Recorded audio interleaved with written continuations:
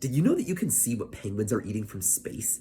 I didn't know that either until a couple weeks ago when I saw a talk about it at the annual conference of the American Ornithological Society, and I thought it was super cool, so I wanted to share it with you guys. So, Adelie penguins primarily eat two different types of food, silverfish and krill.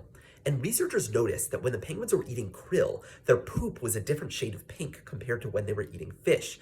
So this gave them the idea that it might be possible to identify what Adelie penguins are eating at a broad spatial scale by looking at satellite imagery of the guano at their colonies. It's well established that animals that are higher up on the food chain have more nitrogen 15 in their tissues. And since fish are higher up on the food chain than krill, the concentration of nitrogen 15 in the penguin's poop is a pretty reliable indicator of the amount of fish versus krill in their diet.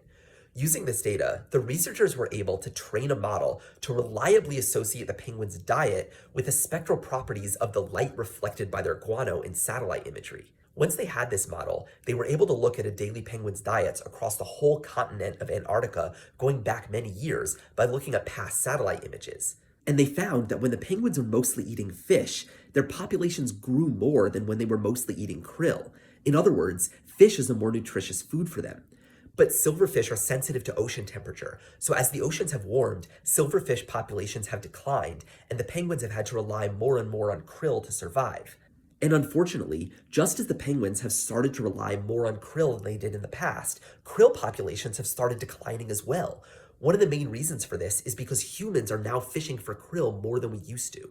And the reason we're catching so much krill nowadays is one, to use them as food for farmed fish in the aquaculture industry, which is rapidly growing because consumer demand for fish is now outpacing what wild populations can support. And two, because there's increasing demand for krill oil as an omega-3 supplement. So if you want to help penguins struggling to survive in a warming world, first and foremost, stop eating fish. And secondly, instead of using krill oil as an omega-3 supplement, use algae oil, which is much more sustainable.